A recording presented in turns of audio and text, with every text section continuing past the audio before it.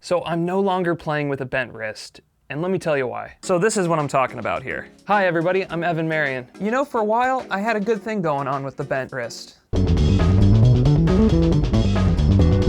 And for years, it's how I approached playing my lead style lines.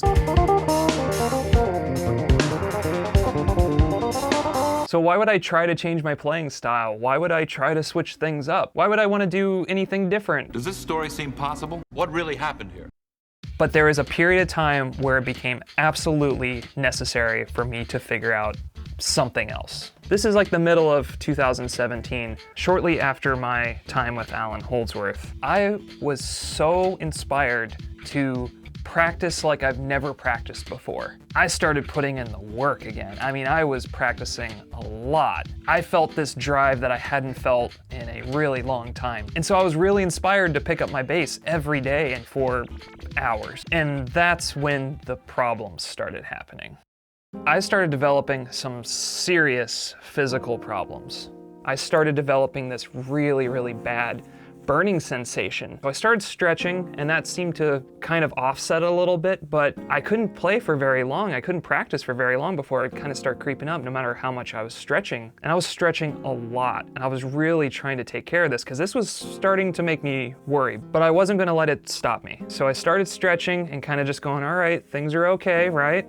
The next thing I started noticing was the most worrisome thing. My index finger on my right hand kept locking up, it kept seizing up. I was starting to develop this condition called trigger finger. And it was just like I'd be playing and my first finger here would just seize up. And sometimes it would cramp up so bad that I couldn't move it for at least a couple minutes. And this scared the shit out of me. So now I got tendonitis and I got this weird trigger finger thing happening.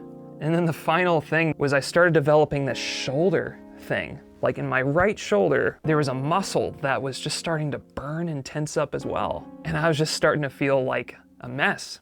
It was letting me know, you gotta change some things, man. How you practiced in your 20s, that's not happening in your 30s. You gotta start shifting. You gotta start figuring out something different.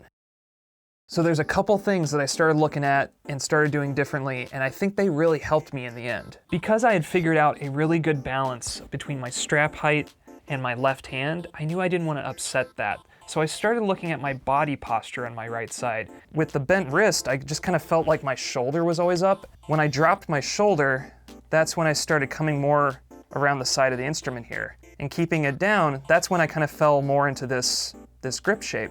So now I needed to figure out my right hand. Playing more on the tips of my fingers in this grip like this relaxed my fingers. I didn't feel like they were so stretched out trying to do articulations and play fast. I could do things as smaller movements and still get the same amount of speed without having to hyperextend my fingers. Also, so I changed my desk, I changed my chair, I changed the kind of mouse that I was using, the way I was sitting, my posture. So on top of changing my technique and my desk and my chair and my mouse, I needed to take more breaks when I'm practicing or when I'm working on the computer. In my 20s, I was able to just kind of sit at my desk for hours and work endlessly, especially if I'm mixing or something, I'm just all sitting there. Or if I'm practicing, I'm just standing there just playing. I think the biggest thing that I learned from this whole experience is that I just need to remind myself to take breaks, to stand up, to go to the other room, to go walk around the house, to go walk outside. So I use my phone and I set a timer for 50 minutes. When that timer goes off, I get up, I stand up, and I leave the room, I take a break. I go stretch my body, maybe I'll use the bathroom, things like that. It's very important to get up and move. You can't just be sitting working in one position for hours. I think that's also kind of what caused a lot of my issues too. So it's like a lot of different things that I learned out of this situation, but I do feel like I've beaten it. It hasn't come back in my life, thankfully. I'm able to still do what I want to do, and so I'm very thankful for that.